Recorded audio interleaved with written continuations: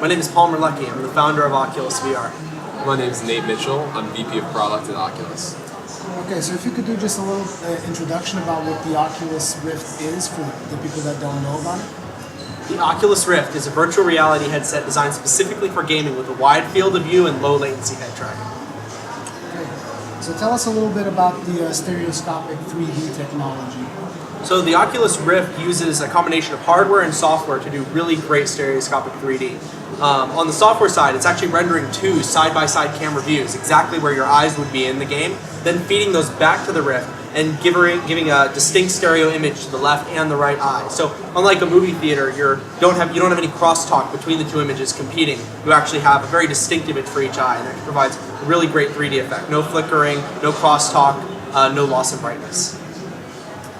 Can you give us a little bit on specifications of the Oculus Rift? The current developer kits that we're shipping out have a resolution of 1280 by 800, which is split in half for each eye, a 1000 hertz head tracker that has an accelerometer, a gyroscope, and a magnetometer for motion tracking, with very, very low latency video input. The prototypes that we're showing off at the show are basically that original dev kit, but now with a 1080p screen. We don't have any plans to sell them, but the consumer version is going to be that resolution or higher. Okay, so there are a lot of people who, when they tried the Oculus Rift, they complain of either motion sickness, vertigo. Would you guys care to explain a little bit about that? So simulator sickness is a very complex topic to go over. In a lot of ways, it's tied to motion sickness in real life. But motion sickness is generally understood to be where you don't see movement, but your body feels it. VR simulator sickness is the opposite. It's where your vision sees movement, but your balance system doesn't actually feel it. One of the ways that we're going to be able to solve this problem is by creating better hardware that's better able to simulate your perception of reality. But a lot of it is on game developers, because even if we make hardware that perfectly simulates reality, every single little thing, there are some things that are always going to make people sick in real life and in virtual reality. So game developers have to keep these limitations in mind. They can't make games that do crazy things or take control of the camera or spin you in circles, because those are things that no matter how good the hardware gets, they're always going to make people sick. And I think it's also important to note that users do tend to acclimate over time. So even to some of the crazier stuff. Exactly. So a lot of people who maybe their first experience was intense or a little disorienting, which is expected, right? You're dropping into a synthetic environment. Definitely over your first, second, third playthroughs, over time you become acclimated to it, similar to how sailors get their sea legs. You do need to get what our community calls your VR legs. But the goal is over time to increase the realism of the hardware and of the software, so that there are a wide variety of experiences that anyone can instantly experience in virtual reality without having to get used to it. Absolutely. So what are your plans in terms of specs and pricing, if you're at that point, in regards to the consumer version? So the consumer version, like I mentioned earlier, is going to be at least 1080p, 1080p or higher. It's going to have a lot of other features. We're working on improving the weight, the ergonomics, the comfort, also improving the optics and the motion tracking technology, adding the ability to track translation through space as well as orientation of your head. Price range-wise, we're shipping developer kits right now for $300 US, and we would like to ship a consumer product that's in that same price range. We want to keep it affordable, because if it's not affordable, it may as well not exist for many people. So obviously the current iterations of Oculus Rift work on PC because it is the most friendly environment to develop something like this. But do you have any plans for consoles, potentially next generation, because current generation is... So we'd love to work with the consoles. We don't have any announcements to make at this time, but there's no technical reason why we couldn't work on the consoles. Right now the Rift is driven by USB and HDMI for video and sensor tracking pretty much entirely, and a little bit of power there as well. So all of that can work on console hardware, and in fact the next-gen consoles are definitely powerful enough to power some very immersive and compelling VR experiences. All that said, again, we have nothing to announce yet at this time, so stay tuned for more info there. Okay, so obviously the Oculus Rift is very friendly towards first-person games like first-person shooters and that kind of stuff. What about third-person games? Do you guys have any plans for something like that? How do you plan on supporting it's games? not about us having Right. plans for it. We don't develop games, we just make the hardware. there are people who are making third-person games already, and we're starting to see a lot of experimentation in that space. First-person games are probably the easiest translation. If you're going to make a game and port it to VR, it's the easiest to do. But third-person experiences can certainly be done. It's just you're not going to have that sensation of actually being, the character. It's more just a sense of being present in the world. You're going to be immersed, but not necessarily controlling. Exactly. Directly controlling. Exactly. But it's still a much, much different experience from sitting on your couch where you're maybe playing a game and you're looking at it through a window and it's like, oh, that guy's in that world and I'm controlling it.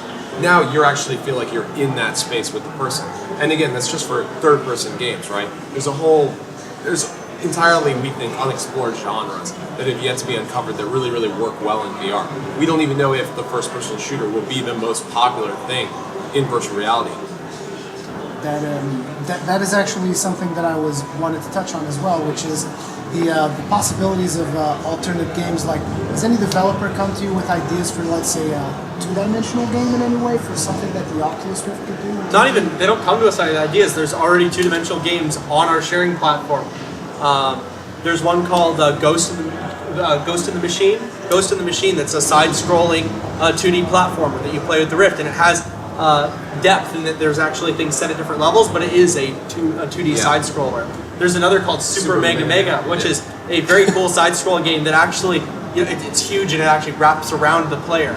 And so we're already seeing these kinds of really interesting experiences, people translating traditional games into VR and getting a lot of benefit out of it. What is your personal favorite games that each of you has seen developed for the Oculus Rift? Can't talk about all of them. Eve Valkyrie is probably the one that I'm most excited about that has been publicly announced. And if have you had a chance to try the yet? So those guys have done an amazing job of designing a game for virtual reality, and that's sort of diving in head first and saying we're not going to make any compromises. We're going to design both to the limits of the hardware and to the strengths of VR. Really has culminated in something that's magical. Most people come out and they're saying, oh my god, that is what I've been waiting for so long. That's what I always hope next-gen consoles would be. So I think as we see more and more experiences like that appear, that's just one team working for a couple months in their spare time. It's going to be incredible to see sort of the innovative experiences that come out that really do work in VR. What's your favorite? That was a great answer. What was your favorite game that you've seen? Oh, I agreed. EVR. Oh, okay. EVR it's made for VR. It's a fantastic game. Half-Life 2 is a port that was done. Half-Life really 2 well. is awesome. A few other shout-outs. I like Trial of the Rift Drifter is a really neat one. I think Super Mega is cool. There's a lot. And the Share platform. So one of the things we're talking about... Titans of Space. Titans of Space is awesome. Blue Marble. We can talk about these all day. I mean, there's so many cool experiences that you're like... The Gallery. Palmer will say, you have to come over to my office and check this out. And I'll walk down and be like, check this out. We'll play some, demo that someone's released. There's people playing horror games too, and they're like, it's like, ah! So, like Alone in the Rift, or okay. Anyway, one of the things we're talking about at the show is on Monday we launched Oculus Share, which is a new sharing platform designed specifically for Oculus developers to be able to share content with really one another. And then we really wanted to streamline the process of hosting content, sharing it, getting feedback from other users. And we wanted to give new developers, so if you got an Oculus Rift Dev Kit today and you went home, you said, what are some of the things that work in VR? What are some of the things that don't work in VR? The developers out there have posted all sorts of stuff scattered around the internet. We wanted to bring it in one easy place where you could browse it and be like, wow, this is an amazingly highly rated experience. Let's go look at what they did and learn from that. So it's going to be something that we're continue to extend and add features to over time. This is just the beta launch, actually. But it really is the first step in developing the broader Oculus platform, sort of what we see being the best virtual reality platform for video games out there, and even beyond games, really, as you saw with sort of VR Cinema by UX Ground. Also, the goal really for us right now is getting great software on the platform, and we hope Oculus Share helps developers really build better games. In terms of development, since you kind of brought it up, what would be the easiest engine to kind of do an Oculus Rift game? There's no one engine that's really easy. What I can say is the easiest is Unity, probably. Well, Unity, because Unreal Engine 3, Unreal Engine 4, and UDK, we have out-of-the-box integrations for. So if you're developing for one of those engines, like if you're a Unity developer, you can literally get up and running on Oculus Rift in probably less than an hour. I would actually say a couple of minutes. Again, it all depends on your experience, but for those, Unreal and Unity have done an amazing job of bringing really, really powerful tool sets to abroad, to indie developers all over the world. Crytek has also done an amazing job. But so we have out-of-the-box integrations for those engines. There's actually a lot of engines that have done an amazing job. But we have out-of-the-box integrations for those engines, and that makes it really, really easy for developers to get started. And again, it's all about helping developers rapidly iterate, rapidly prototype, learn what works, learn what doesn't, and ultimately build better games by, moving faster. And finally, this is more of a personal question. Do you have any plans about people with glasses? Yes. The plan is that people will not need to wear their glasses in the consumer Rift. And do you care to share how that would work? We can do optical. The goal is to have optical adjustments that will allow people to dial in all the settings for their prescription so that they won't have to wear glasses and they'll still be able to have good vision in the Rift. So basically to use the optical settings on our lenses rather than you having to wear lenses in front of them. Okay, so just to wrap up, do you guys have any planned release date on the consumer version or not yet? Nothing to announce. We're going to release it when it's done and good.